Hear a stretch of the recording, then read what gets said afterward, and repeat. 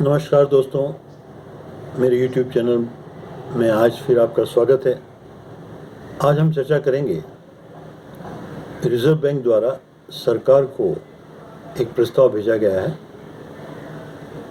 जिसमें कि कहा गया है कि क्यों ना कॉरपोरेट घरानों को देश में बैंक खोलने की अनुमति दी जाए।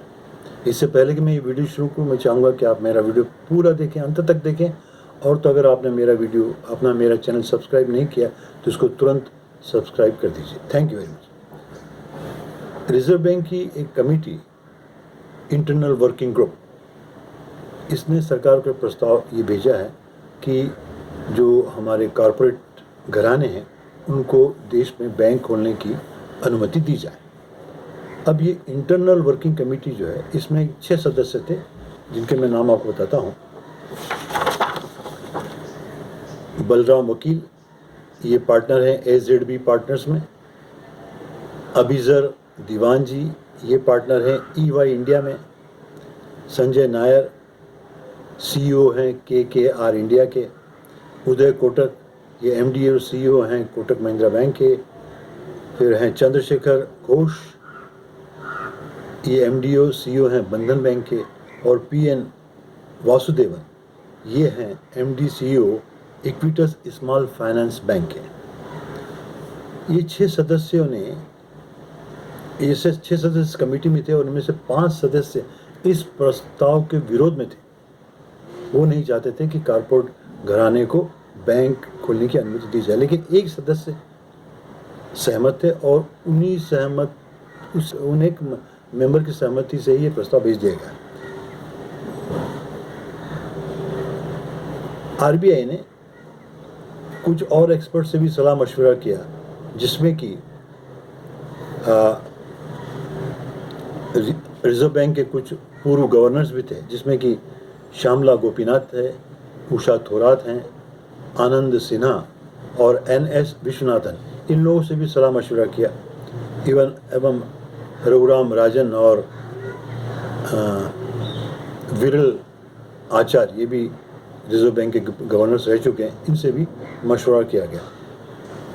और इस कमेटी को जो हेड कर रहे थे, इंटरनल वर्किंग ग्रुप, वो मिस्टर PK मोहंती थे। उन्होंने स्वयं कहा है कि कमेटी के 5 सदस्य इसके विरोध में थे और बाकी जिन जिन लोगों से उन्हें सलाह मशवरा किया था, वो भी इसके कोई पक्ष में नहीं थे।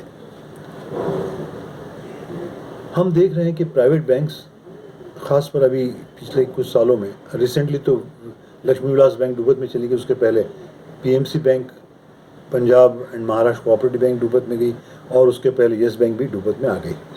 और ये डूबत में आने का कारण ये है कि जो लोन जो दिए गए हैं वो NPA हो गए। मतलब जो कॉरपोरेट सेक्टर को जो लोन दिए इन बैंकों ने, वो लोन वापस नहीं हुए, तो NPA बैंकों के बढ़ गए और उसकी वजह से बैंक घाटे में आ गए। फाइनेंशियल जो कंट्रोल बैंकों पे होता है, quality of loans, quality of advances, जो वो क्रेडिट कंट्रोल नहीं है बैंकों पर, और इसकी वजह से ये जो प्राइवेट बैंक जो 3 मैंने आपको बताया, ये डूबत में चले गए। उसका कंट्रोल अब RBI के पास है। रघुराम राजन और विरल आचार्य, जो कि पूर्व में रिजर्व बैंक के गवर्नर रह चुके हैं, उनका ये कहना है कि ये कॉरपोरेट घरानों को बैंक का लाइसेंस देने से जो परेशानियां सामने आ सकती हैं, उनमें ये है कि बड़े बड़े जो बिजनेस हाउसेस हैं वो इसका अनड्यू एडवांटेज लेंगे। बड़ी बड़ी कंपनियां जो हैं, जिनके के पॉलिटिकल कनेक्शंस हैं, वो भी लाइसेंस पाने के लिए पुश करेंगे अपने आप को। और तीसरा, उन्होंने ये भी कहा कि पॉलिटिक्स में मनी पावर बढ़ेगा, क्योंकि क्यों बढ़ेगा, उसका कारण उन्होंने बताया कि क्रॉनिक कैपिटलिज्म बढ़ सकता है। अब ये क्रॉनिक कैपिटलिज्म क्या है? क्रॉनिक कैपिटलिज्म अर्थव्यवस्था की उस अवस्था का सूचक है जहां व्यापार और वाणिज्य में सफलता व्यापारी और सरकारी अधिकारियों के आपसी संबंध से तय होने लगती है। इसके तहत सरकारी तंत्र द्वारा उद्योगपतियों और व्यापारियों को कानूनी स्वीकृतियां, लीगल परमिट्स में पक्षपात हो सकता है और कुछ सरकारी अनुदान देने में पक्षपात हो सकता है, कर संबंधी सहूलियत देने में पक्षपात हो सकता है, और तो और आर्थिक अनियमितताओं के जरिए भी उनको लाभ पहुंचा जा सकता है। और उनका ये कहना था कि इंडस्ट्रियल हाउसेस को फाइनेंस की ज़रूरत पड़ती ही है और इसमें कारपोरेट घराने आसानी से फाइनेंस ले सकते हैं, जिसकी वजह से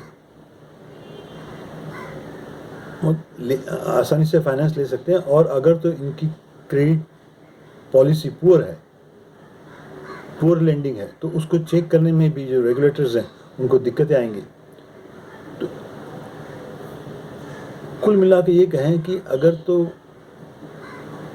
कारपोरेट घरानों को लोन दिया जाता है तो उससे काफ़ी अनियमितताएं बढ़ेंगी और उन अनियमितताओं के चलते जो रेगुलेटर्स हैं आरबीआई, उनको इस पे चेक कंट्रोल रखना मुश्किल हो जाएगा।